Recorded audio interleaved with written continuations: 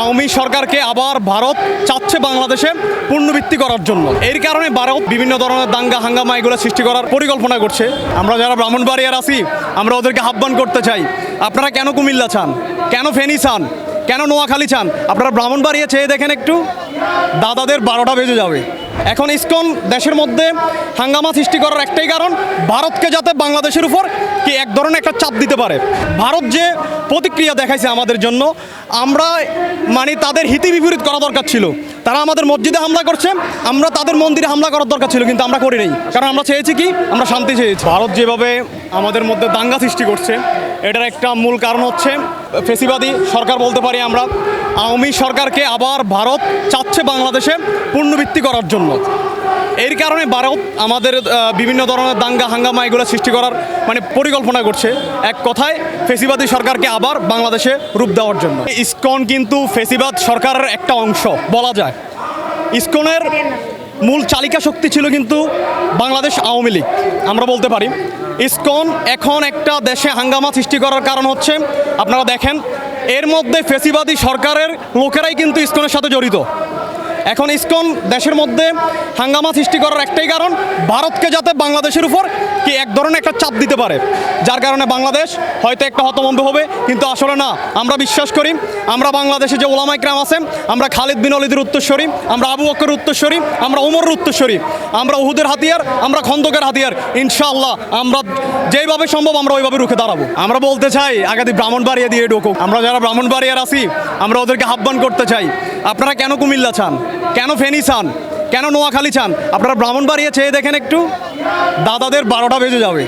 কি করব ওইটা বলতেছি না, ওরা যদি আমাদের সাথে দাঙ্গা হাঙ্গামা সৃষ্টি করতে চায়, আমরা ইসলাম চাই শান্তি, আমরা মুসলমান চাই শান্তি। আমাদের ওই দেশে সংখ্যালঘু মুসলমান হলো বাংলাদেশের তুলনায় প্রায় ওই দেশে আমাদের বলা যায় 10 কোটি মুসলমান বেশি আছে। ইন্ডিয়াতে প্রায় 30 কোটি মুসলমান, বাংলাদেশে 18 কোটি মুসলমান। কিন্তু ইন্ডিয়ার তুলনায় মুসলমান ওই দেশে সংখ্যালঘু। কিন্তু যেভাবে ওদের উপর নির্যাতন চালাইতেছে, আমরা দেখতে পাই যে আমাদের যে মসজিদগুলো আছে, পুরনো যে মসজিদগুলো, ভাবরি মসজিদ হতে শুরু করে, ওইগুলোকে তারা কি করছে, ভেঙে দিয়েছে। এবং গত কিছুদিন আগে আমরা দেখেছি ইসকনের উপর যখন আমরা ইসকনের বিরুদ্ধে আন্দোলন করেছি, আমরা কিন্তু ইসকন নিয়ে হামলা করি নাই। ইসকনকে নিষিদ্ধ বলছি, কিন্তু নিষিদ্ধ এখনও করা হয় নাই।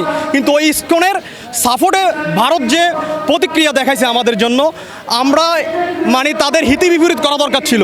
তারা আমাদের মসজিদে হামলা করছে, আমরা তাদের মন্দিরে হামলা করার দরকার ছিল, কিন্তু আমরা করি নাই। কারণ আমরা চেয়েছি কি, আমরা শান্তি চেয়েছি। এই কারণে আমরা ইসলাম চাই সবসময় শান্তি। আমরা চাই যার যার ধর্ম সেই পালন করুক, এটার মধ্যে কোনো ভেদাভেদ দরকার নাই। আমরা আমাদের দিনের দাওয়াত দিয়ে যাচ্ছি, কিন্তু ভারতবর্ষ যেভাবে আমাদের উপর চাপ ক্রিয়েট করছে, এতে দেখা যাচ্ছে এক ধরনের দাঙ্গা হাঙ্গামা সৃষ্টি করার জন্য তারা এই ধরনের একটা প্ল্যান করতেছে। কিন্তু ইনশাল্লাহ আমরা এটা রুখে দাঁড়াবার জন্য আমরা শক্ত অবস্থান নিয়েছি। ভারতে যে কথাটা বলছে, আমরা কিছুদিন আগে একটা মিডিয়াতে দেখছিলাম, ভারতে যে মানুষগুলো অবস্থান করছে ওদেরকে যখন জিজ্ঞেস করছে আপনারা তো বাংলাদেশি, আপনাদের বাংলাদেশে কি কোনো দাঙ্গা হাঙ্গামা সৃষ্টি হয়েছে? কয় না, কোনো কিছু হয় নাই। আমরা তো দেখতেছি কিছুই হচ্ছে না। বর্তমান এখন দেখা গেছে আমরা বাক স্বাধীনতা ফিরে পাইছি, যেটা আগে পাই নাই। হ্যাঁ, 5 আগস্টের পরে আমরা দেখা গেছে বাক স্বাধীনতা ফিরে পাইছি। দেশের বিভিন্ন অবস্থানে আমরা আমাদের যে সাংগঠনিক কার্যক্রম এগুলো কর্মসূচি পালন করতেছি, কিন্তু আগে আমরা তা করতে পারি নাই। কারণ ফেসিবাদী সরকার আমাদেরকে সব কিছুর মধ্যে জিম্মি করে রাখছিল। এখন আলহামদুলিল্লাহ আমরা বাক স্বাধীনতা ফিরে পাওয়ার পরে আমরা সকল জায়গায়, দেশের বিভিন্ন জায়গায় আমরা প্রোগ্রাম করতে পারছি। গেলে আমরা না, সকল সংগঠনই তাদের নিজের মন মতো করে চলতে পারছে, তাদের সংগঠনগুলো সুন্দরভাবে কার্যক্রম চালাতে পারছে।